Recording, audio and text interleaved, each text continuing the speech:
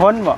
อนนี่ก็3กับแม่กับลูกผู้น้อยนี้กับผู้น้อยกับผู้ไปลินฮะชีนะสี่เนาะเพื่อคนบ่ตกแล้วไปนอกระเบียงท่านแล้วไปนอนอยู่ตูบอยู่เตียงอยู่พุ่นแล้วสิพา FC ไปเบิ่งเนาะแม่นเพิ่นไปนอนฉาก แล้วพากันแบบว่าเอาข้าวในใช้กินบ่มีจ้างกับยัง รับจ้างรับ วัน ใบ รับจ้างคือวันกับ มา จ้าก ะ ง หุงกินต้มกินบ่ได้มีหนึ่งบ่ได้มี ๆ อันนึง หม้อแกงก็บ่ได้นั่น หนึ่งกะ นี่แล้วก็ มัน คือ ละ เรื่องห มั ม้อน แก มี ง จังนึง ไปกับ มั พ่ น อ บ่มี นี่ กะต้มเอาปรุงเอาข้าวก็เลยปรุงกิน ขอโทษด้วยญาติพี่น้องเจ้าได้อยู่ไสนั่น เพิ่นก็เอาลูกเอาตัวบ่ได้เด้ ไปมัน ไปมัน เอา บ่มีหยังเพิ่นก็ไปอยู่เพิ่นเมียเพิ่นอยู่ ต่างค กัน ต่างมีครอบครัวไผเนาะ ครอบครัวไปครอบครัวมัน ว่าซั่นซะ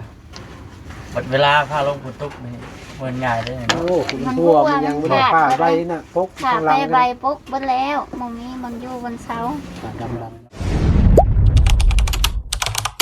อย่าลืมกดติดตามเพื่อเป็นกำลังใจให้ผมด้วยนะครับทุกคนขอบคุณมากๆครับ พี่น้องไอ้โดยก็ทักทายสบายดีเด้อเนาะสบายดีและสวัสดีพี่น้อง FC เบิดสุขุสุคนนำกันพี่น้อง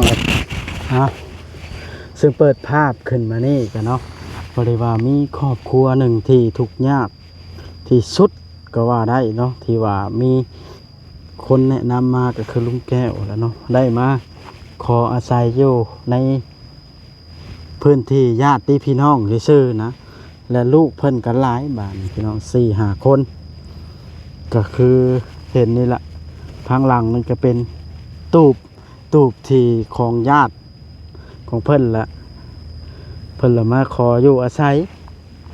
ที่เป็นยังจังหู้ครอบครัวนี่เพราะว่าทั้งแก้วเพิ่นน่ะแนะนำมาทางบ่าวเวียงชัยเพิ่นก็เลยมาเมื่อวานนี้เลยบ่าวเวียงชัยชวนมามื้อนี้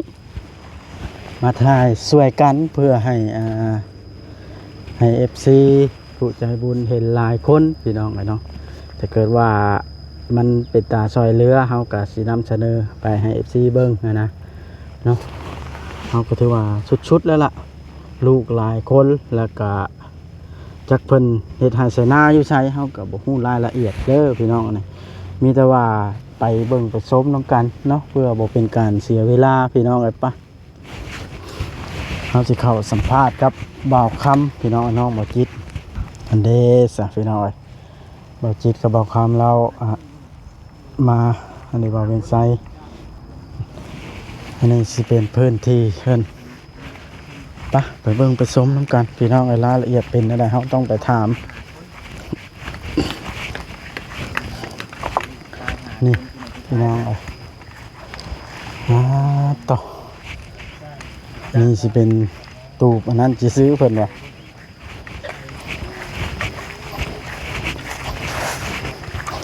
เป็นตูบอันญาติเพิ่นมาขอนอนลูกนะ5 คนนะพี่น้องจะเพิ่นหากินจังไดเลี้ยงกันนั่นเด้เอาลักบนไปก่อนเลย ผมนี่เราอยู่ไปที่ต้น สบายดีเด้อสบายดีสบายดี สบายดี อ้าวเป็นอะไรคือว่าในนั้นบาทนี่ บ่มีเพื่อนชานเป็นรักเป็นแรงเลย ใส่ดินทุ่งนะ อาศัยดินลุง น้ำบ่ ได้บ่ จักคอยบ่น่าเอาของตู้คิดเลยเนาะมันเด้อขออนุญาตเด้อไม่ขอสิป้าอยู่นี่เด้อก่อนอื่นขออนุญาตถามชื่อก่อนเด้อชื่อจังไดนี่ผู้เมียนี่ ชื่อเงินในงานชื่อแต่เป็นชื่อเงิน อย่าเคาะกี้เลยแงน เงิน เจ้าได้ซะ ชื่อนอนกับชื่องอน ไอ้งอน เงิน แงนกับงอนไอ้แงนกับเอื้อยงอนโค้งกันเด้อเนาะ ขอถามการใช้ชีวิตเด้อแบบว่าต้นปลายสาเหตุเป็นได้มาอย่างใดมาอยู่นี่ ว่ามันดินดอนตอนยากับพ่อแต่แม่มันขายคนเชียร์คนยังเลยขายไปเฮ็ดบุญเฮ็ดหยังน้ำพุ่นบ่มีมาอาศัยอยู่น้ำดินลุงมัน ตายเฮ็ดบุญเฮ็ดทาน เลยเนี่ย จนบ่มีอันบนอยู่บน เช้าว่าซั่นซะ เลย แต่โดนแล้วบ่มาอยู่นี่ โดนได้ปีปลายแล้วมันอยู่ โอ้มึงจะเคาะกี้ เขาไปทางจะเขา ปีปลายแล้ว เลย พระเจ้านอนด้วยกันในนี้บ่ นอนนี่ลูกชายผมอยู่นอนกันนอนอยู่คนนึงน่ะผมเคยเห็น ได้ลูกจากคนแล้วก็ 5 คนนึง 5 คน แม่นเบิด5นะบ่ 5 คน ไปใช้เดี๋ยวนี้นะ ไปรับจ้างดำน้า3 คนนึงคนนึงไปลิ้นโอ้โหไปพิษตรงนี้ อ่า มี ๆ เจ็ด เดี๋ยว คนเจ็ดชีวิตเนาะ เจ็ดอยู่นี่เนาะ รวมหมด รวมทั้งหมด ละแต่ก่อนสิมาอยู่นี่นะถ้าเจ้าพากันอยู่ใช้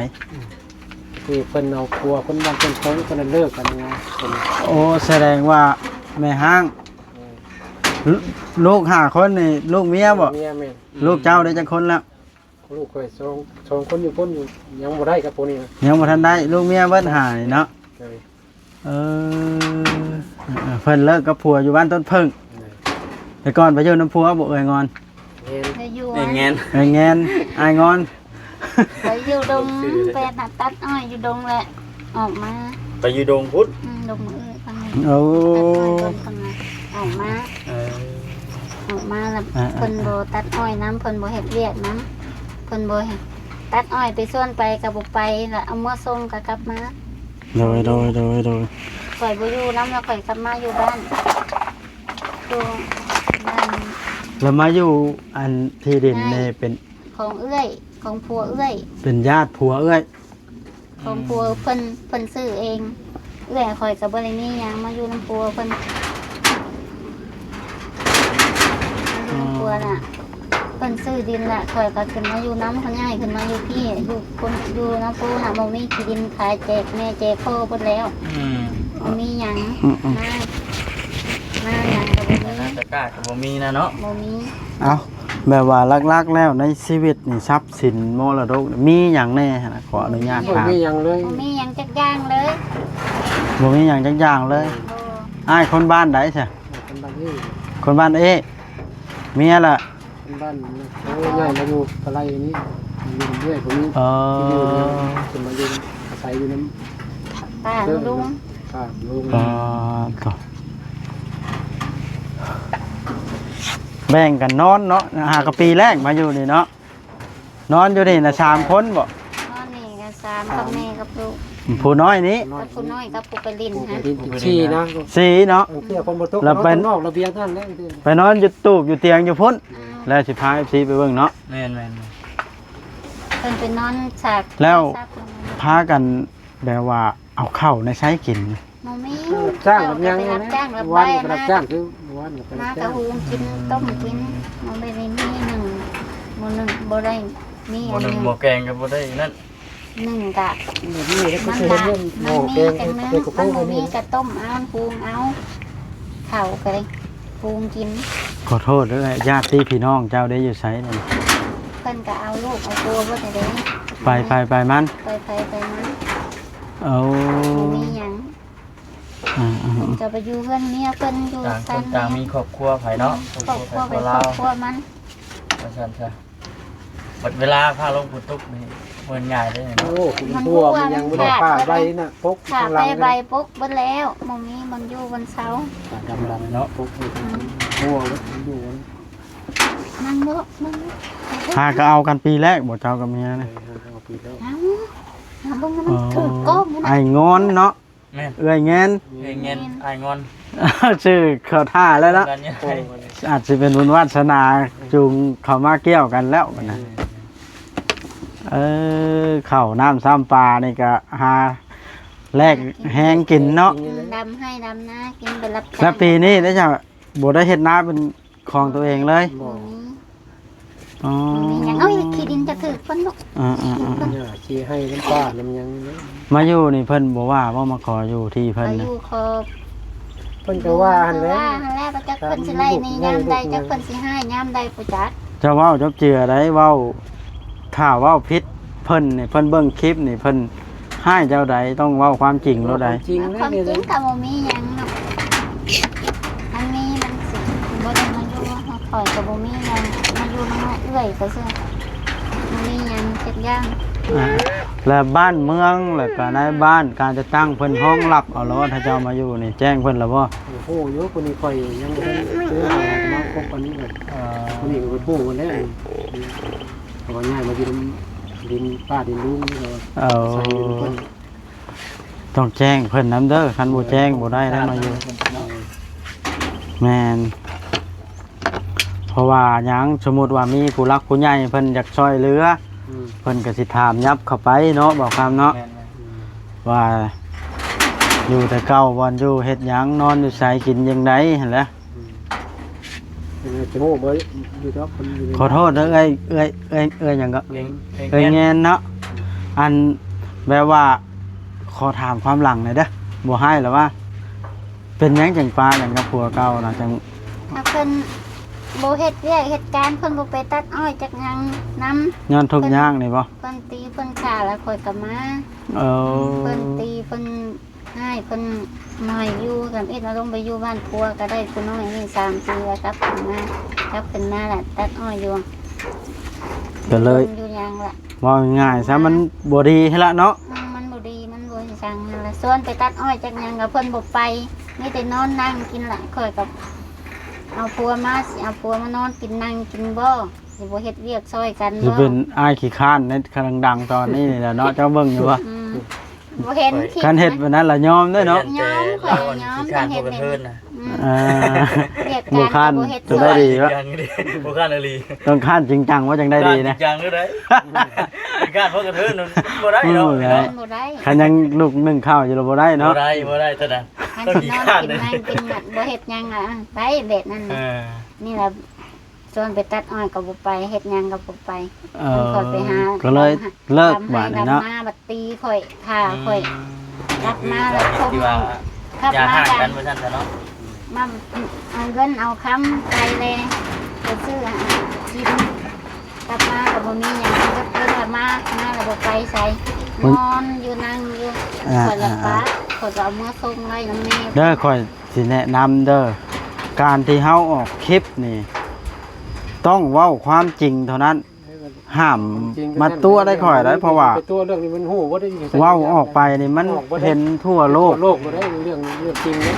ทุกข์ก็ว่าทุกข์บ่ทุกข์มีแบบใดก็เล่าให้เพิ่นฟังหั่นน่ะ ว่าคนจริงหรือว่าคนเท็จว่าซั่นซะเนาะ งาน ย่างไปแล้วเพื่อสิฮอดย่างเอาไป นี่ เฮ็ด ไป งาน ตัวไปก็ในบ้านในเมืองเพิ่นก็สิฮู้สิเห็นบ่ได้แถวนี้ก็ได้ก็ว่านะ อ่าแต่เก้านี่ถ้าเจ้านี่บ่ได้คอยอยู่เนาะ มันก้มขึ้นแล้ว โอ้นี่ล่ะพี่น้องสิขออธิบายในอยนิดนึงก็คือแต่เก้านี่ถ้าเพิ่นล่ะไปดำนาไปหาเฮ็ดเวียกมานี่แล้วก็คือทางทีมงานเฮานี่ล่ะเนาะแนะนำให้ลุงแก้วบอกให้เพิ่นอยู่เพื่ออยากมาถามสัมภาษณ์ เนี่ย ให้ FC เบิ่งว่าครอบครัวนี่สมควรบ่ที่ว่าอยู่ในเกณฑ์ถึงความทุกข์ยากเนาะบ่ครับ แม่น แล้วเฮามาเบิ่งเห็นก็สมควรอยู่ได้ล่ะถ้าเป็นความจริงตามที่เราเว้าเนาะค่อยก็ยังสิสืบเบิ่งเพิ่มเติมอยู่ตามบ้านตามเมืองว่าแม่นแท้บ่เนาะเพราะว่าพังจากปากซื่อๆก็แม่นอยู่เฮาก็ต้องสืบรายละเอียดเนาะบ่ครับเนาะ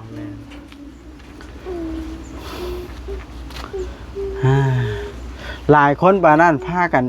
กินข้าวกินน้ำบ่ยังจะตื่นมาค่ำมา ลูกไม้หาลูกไม้มาแกงกินมันมี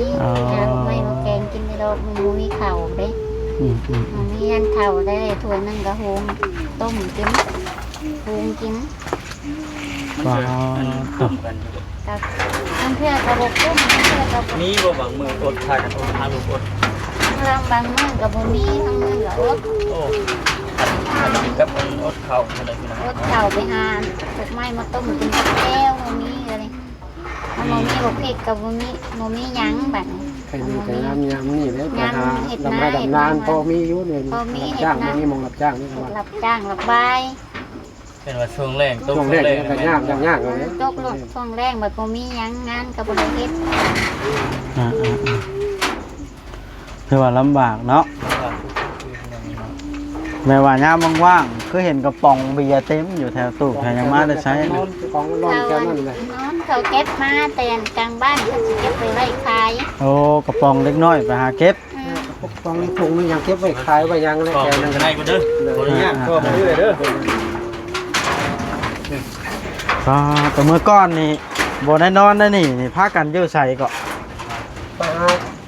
อยู่สวนอ้อยบ่ได้ยินเขาว่า ช่วงน้อยยังได้ช่วงกันน้อยยังน้อยนะไปเชี่ยหญ้าเชี่ยยูนั่นนั่น เอาพอได้เลี้ยงชีวิตเนาะ เชี่ยหญ้าห้องหญ้าให้ซอยเพิ่นก็ยังนั่นแหละ ซอ จ้าย ง ป้า ไป ซอยลุงหั่นแหละ อ๋อ เขาชื่อว่า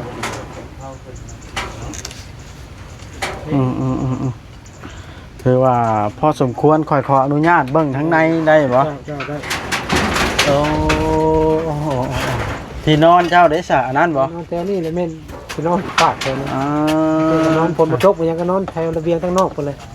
นอนมันยังนอนข้างในนอนไม่ได้เลยมันพัวมันยังเนี่ยผ่าใบกกไว้ทั้งต้นผ่าใบ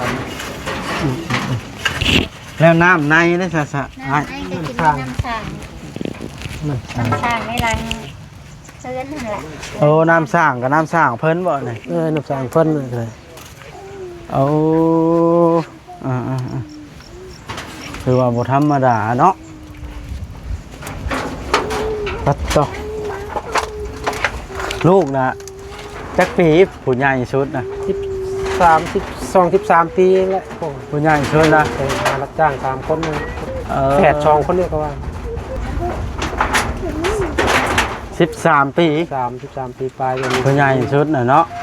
เริ่มใหญ่เติบแล้ว เติบแล้วไปเรียกยังเขาได้แล้วรับจ้างยังซอยเขาได้ ลูกกุ๊กแล้วบ่สิจับ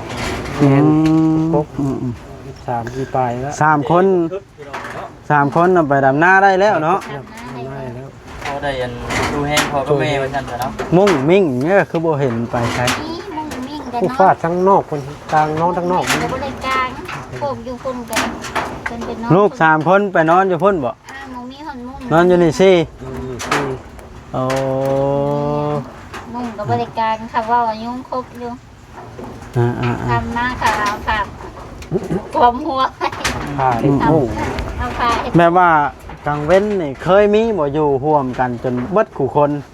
ก็มีอยู่ก็ มัน มีอยู่ ร่วมกันบั หมกมีเวียกมียังไงแล้วก็มีมองรับจ้าง มันหมกมีเวียกเคยอยู่ร่วมกันแล้วนี้ เพราะว่าคอยจะถ่ายเบิ่งตอนหลายๆคนนั่นเนาะ เขาบ่อยู่ พวกนี้ย้ำดำไม้ดำน้ำมัน ย่ามนี่ คอยอยู่ เขา คน ไป ใด ดำให้ดำน้ำย่ามหมูมีเวียก มันมีน้ำมีในเพิ่นอยู่ นี่แต่ว่าคอยสิไปเบิ่งบนอยู่บนนอนทางอันลูกเจ้าไปนอนเด้อบ่ได้นอนนํกันเบิดคู่คนเนาะ บ่เนี่ยก็นอนบ่ได้แบบนี้มันแคบมันจะนอนจังได๋นะ แม่นแล้วมันหลายคน แบ่ แบ่ ง ง หลายคน แบ่งไปหั่นกับที่นอนเขาเนาะ ไปที่นอนเขาเลยนะ ที่นอนเขา ปะเดี๋ยวค่อยก็สิไปเลาะเบิ่งฟุตบอล สิไปเลาะเบิ่งก่อนเด้อซั่นนะสู้คอยก็สิอัปเดตลงไปให้ FC เบิ่งเรื่อยๆดอกถ้าเป็นความจริงก็เด้อ เด้อ มันก็ถือว่าสมควรเด้นี่เนาะสบายดีเด้อ สบาย พี่น้องไงนี่จะว่าที่นอนอันนี้เราก็นอนอยู่กัน4 คนน้อยเราอ่ะเป็นเลยเครื่องซานก็อยู่กันเป็นปีก็คือเห็นนี่ละพี่น้องมาช่วย3 บ่วงกันเพื่อไปนัวฉันจะเห็นนี่ละปะพี่น้องแบบเราแบ่งลูกไปนอนอยู่พุ่นน้ำเราเพราะว่าอยู่นี่มันนอนกันว่าง่ายๆซะกลางคืนเขากันง่ายแล้วกันสิอยู่น้ำกันกับโบเป็นแล้วอยู่โฮมกันโบได้มันอันนั้นพี่น้องเลยง่ายละเฮ็ดอย่างกลางคืนมันสิขลัมอันนี้เป็นผัวใหม่เมียใหม่ได้ห่างกันเอาละปีนี่เนาะเอาพี่น้องเอาเบิ่งไปสักก้อนถ้าเกิดว่า FC ท่านใดสนใจอยาก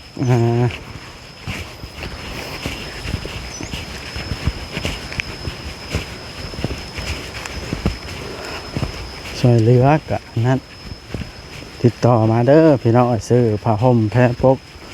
ถ้วย3 ม.1 ม.แห้งแตกกระโปะพี่น้องเลยเลี้ยงลูก5 คนเข้ากันได้นี่เด้เราแบ่งมานอนอยู่นี้ขอนอนน้ำญาติซื่อๆนะพี่น้อง เว้าง่ายๆซะผู้เมียนี่พระเนจรป้าผัวมาไปอยู่น้ำผัวอยู่ต้นเพิงแต่ก่อนป้าผัวแล้วบ่มีวันอยู่มาเอาผัวนี่ก็ทุกข์คือกันบาดนี้เลยบ่มีวันอยู่มาขออยู่น้ำญาติพี่น้อง นี่บ่บ่ นี่เด้ เฮ้ยเนาะ บ่อนอยู่เขามานอนอยู่นี่นะ3ลูกแล้วนะบ่ได้มีมุ้งมีหยังแต่สามคนป่าคนดอนได้นี่พี่น้องเอ้ยโหดโพพี่น้องเอ้ยชีวิตจริงเด้นี่พี่น้องเอ้ยบ่ได้แม่นสร้างคอนเทนต์อันนี้น่าสิเป็นคอกแบ้เก่าพี่น้องเอ้ยของเขาขอใช้ไผ่น้ำเพิ่นเด้นี่พี่น้องนั่นเด้เขามาสากแบตอยู่นี้เนาะตนเลยพี่น้องเอ้ยกระโปงกระป๋องไปเก็บกระป๋องมาขายพี่น้องเอ้ยเอาโอเคเด้อพี่น้องคลิปนี้ก็สิจบซ้ำนี้ละรอติดตามในอีพีต่อไปพี่น้องเอ้ยว่าสิเป็นแนวใดก็ได้เนาะโอเคเด้อพี่น้องเด้อบ๊ายบาย